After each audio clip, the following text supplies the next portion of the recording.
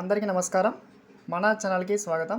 Senior సిటిజన్స్కి పెన్షనర్స్కి రేపటి నుంచే మనకి సుప్రీంకోర్టు శుభవార్తను చెప్తూ ఒక సంచలన తీర్పు మనకి ఇప్పుడే విడుదల చేసినట్లుగా ఒక ఇంపార్టెంట్ అప్డేట్ మనకి ఇప్పుడే రావడం జరిగింది ఫ్రెండ్స్. సో దానికి సంబంధించిన పూర్తి వివరాలు చూద్దాము. వీడియో స్కిప్ చేద్దండి, అప్పుడే నేను చెప్పే సమాచారం అర్థమవుతుంది. వీడియో పూర్తిగా చూడండి. అలాగే మీకు వీడియో నచ్చితే తప్పకుండా లైక్ చేయండి. లైక్ చేయడం వల్ల ఇటువంటి ఇంపార్టెంట్ న్యూస్ ముఖ్యంగా మన పెన్షనర్స్కి చేరుకుంటుంది. ఈ వీడియోకి 1000 లైక్స్ ఎక్స్పెక్ట్ చేస్తున్నా. 1000 లైక్స్ వల్ల మనకి దాదాపు 5 lakhs పెన్షనర్స్ చూసేసినటువంటి అవకాశం అయితే ఉంటుంది. ఇక్కడ చూస్తూ ఉన్నాం పెన్షనర్స్ అని చెప్పి.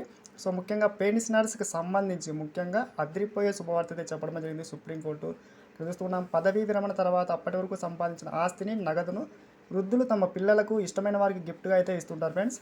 అయితే ఇప్పుడు సీనియర్ సిటిజన్స్కి ప్రత్యేక హక్కులు కల్పిస్తూ ఒక అతిపెద్ద ఆయుధాన్ని కల్పిస్తూ సుప్రీంకోర్టు సంచలన తీర్పు వెలువరించడమే జరిగింది. వృద్ధాప్యంలో పోషించాలని ఆశిస్తే ఒకవేళ ఆ పిల్లలు పోషణ సంరక్షణ నిరాకరిస్తే ఇచ్చిన ఆస్తిని తిరిగి తీసుకోవచ్చు అంటే చెప్పి కీలక తీర్పు అయితే ఇచ్చింది చూస్తున్నాం.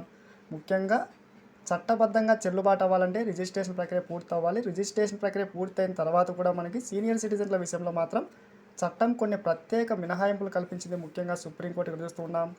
ముఖ్యంగా ఆస్తులు, ఇల్లు, భూమి ఇటువంటి విషయాల్లో మనకి తిరిగి తీసుకునే అవకాశాన్ని కేవలం సీనియర్ సిటిజన్స్కి పెన్షనర్స్కి మాత్రమే కల్పించడమే జరిగింది. ఇక్కడ చూస్తూ ఉన్నాం. ఇప్పటి నుంచి ఇది అమలు అవుతుంది అని చెప్పి ఇటువంటి సబ్స్క్రైబ్ చేసుకుని లైక్ చేయండి. Thanks for watching.